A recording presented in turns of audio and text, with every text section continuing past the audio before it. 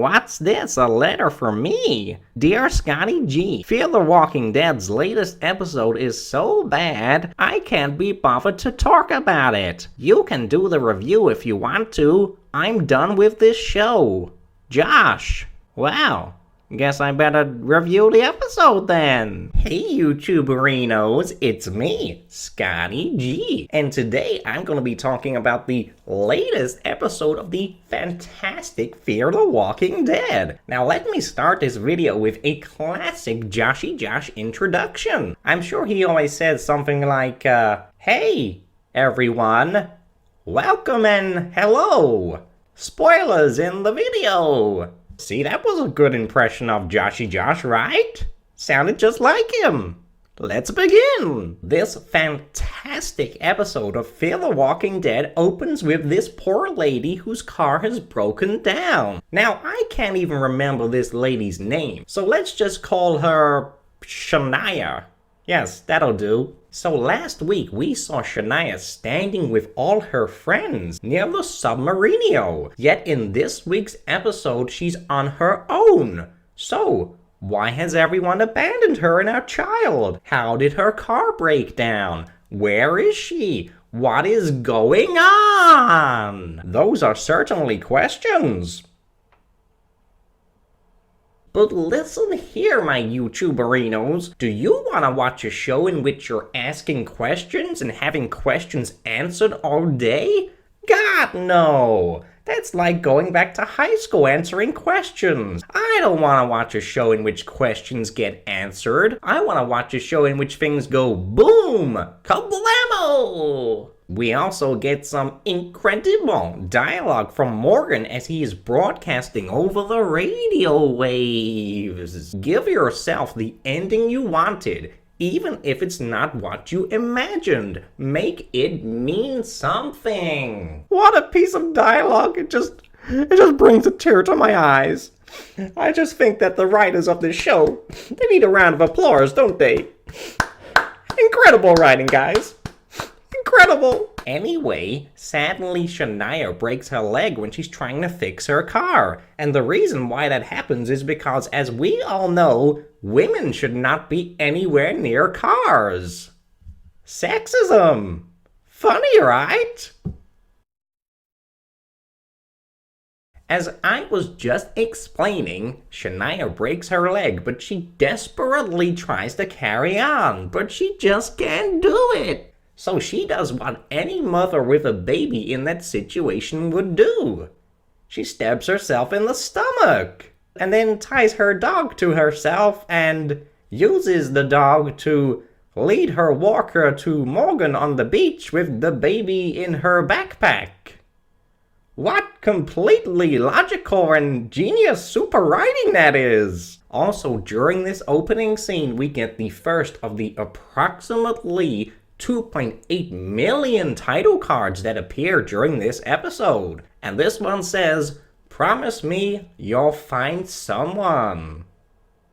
Thought-provoking. You know, it's silly, but it kind of reminds me of what my mom said to me. She said, "Promise me you'll find someone, Scott. Promise me you won't live your life alone and in pain just because of what your daddy did to you. Promise me you'll find love, Scotty." Anyway, where was I? Next up, the show switches its attention to Danielle. The words Dame Al Armor then appear on the screen. Wait a second, buddy-o. Dame Al Armor? Dame Al Armor? What the hell? That doesn't even make any sense.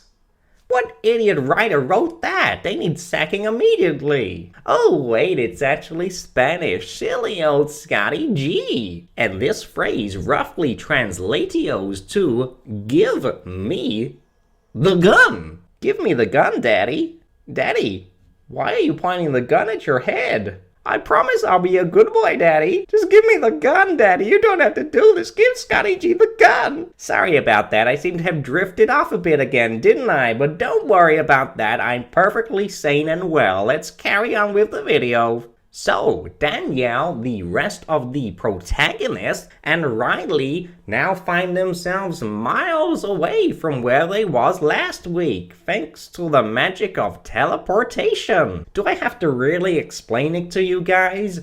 Details aren't important on this show. Nobody cares about the hows and the whys. Instead, we all want to know about the who's and the z's. This guy whose name I also can't remember then says, "We'll make it out of here, like a phoenix." A line which was clearly inspired by this line on The Simpsons. "You must be stupider than you look." "Stupider like a fox." Because what does that even mean? I'll make it out of here like a phoenix? Is that something people say? I don't know, I've never heard it before. Oh, hi there. Don't mind me. I'm just making myself a cup of tea. Like a phoenix. Oh, hello again. Don't mind me. I'm just washing the dishes. Like a phoenix. Oh, hello again. Don't mind me. I'm just having a shit. Like a phoenix, baby. Well, I guess it must be a popular phrase then. Silly me for doubting the genius writers on this show. In a shocking twist, Danny Boy then realizes that the Phoenix guy is working with Riley, so he shoots him. Charlie then shoots Riley. Oh my god, the twists on this show keep on coming. It's incredible. I mean, this finale has more twists than a contortionist playing Twister whilst eating a Twister lollipop.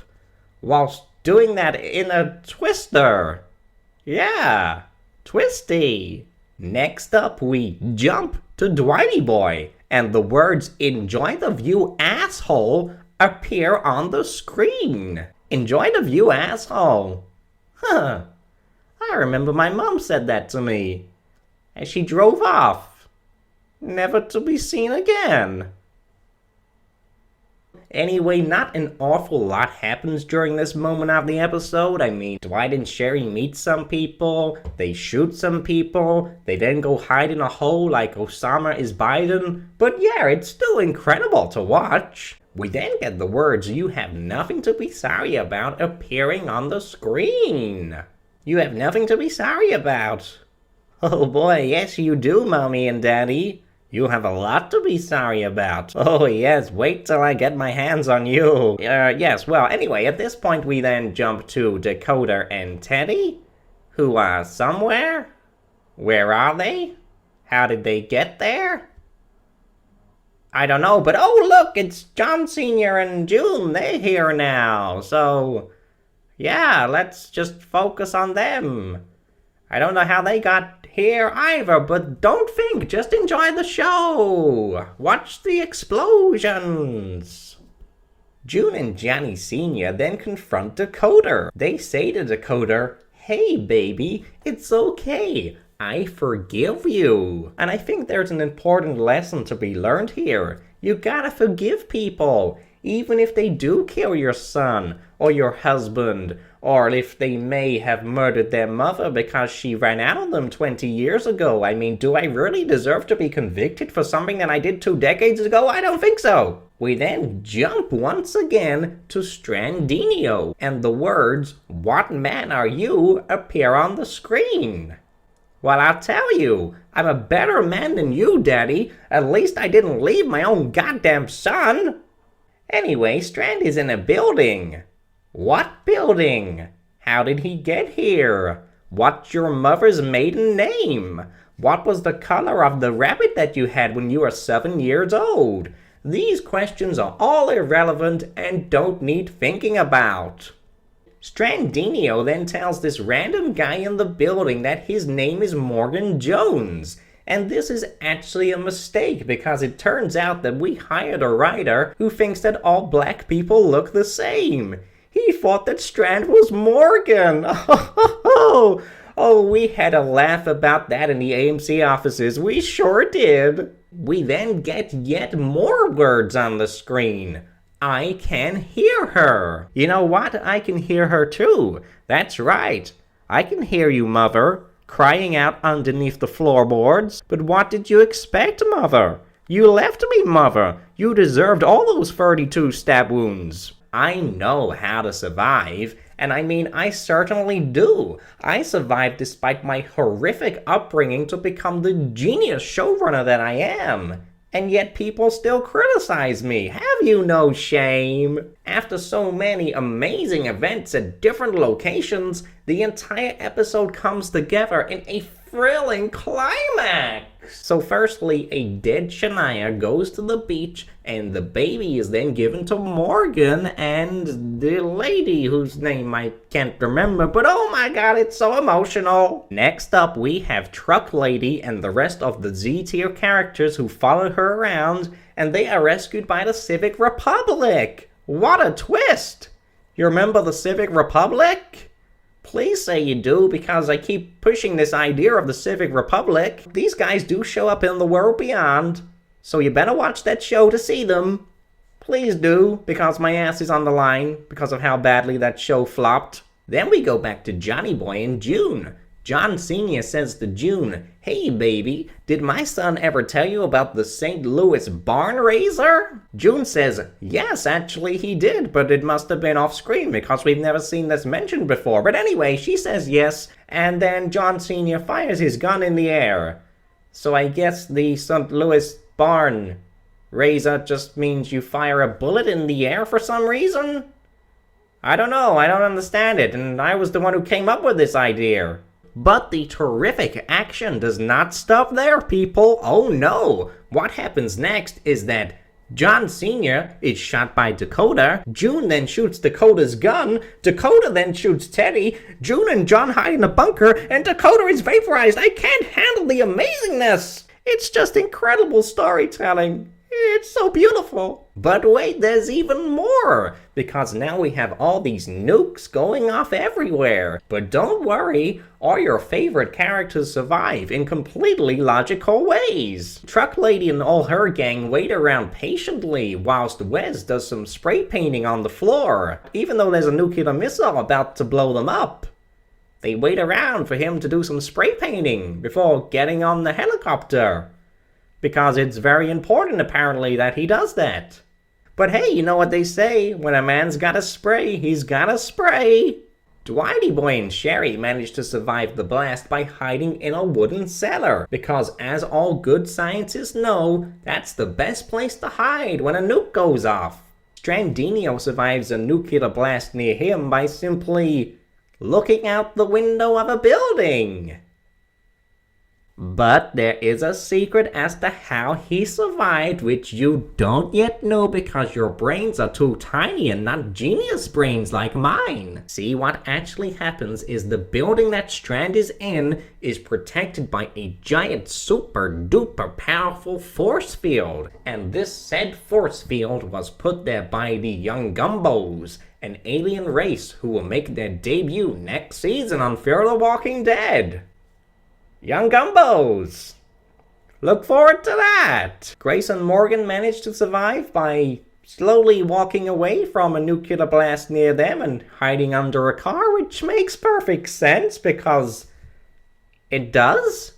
So there you go! What an amazing ending to an amazing season. I don't know what all you stupid trolls are talking about on the internet saying that this doesn't make sense and oh, this is so stupid. I mean, you must be being paid by some kind of anti-Fear the Walking Dead group to spread this nonsense because this is just such an amazing episode. Genius! I mean, I wouldn't be here on this video if this episode wasn't good, would I? You know I only appear on this channel when the episodes are really good. So that's it, folks. What a season. What an episode. What an amazing YouTube video this is. So, yeah, as Joshy Josh would say, let me know your Fortinios in the comments below. Not that I really care about what any of you idiots think. I mean, come on. I don't care about any of you. I'm better than all of you watching this video. You all suck. I mean, look at me. My God, I'm so beautiful. So based on how amazing this episode was and how amazing 6B of Fear the Walking Dead is, I expect you'll be seeing lots more of me next season. So until then, bye-bye.